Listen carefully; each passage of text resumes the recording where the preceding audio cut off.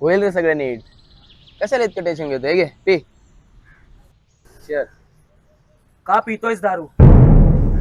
ए अरे आला का तू परत? टेन्शन. दुःखातनं बाहेर निघता यावं म्हणून पितोय.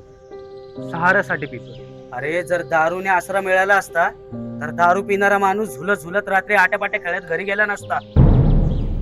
उलट दारू पिणाऱ्याला दुसऱ्यांच्या आसऱ्याची गरज असते.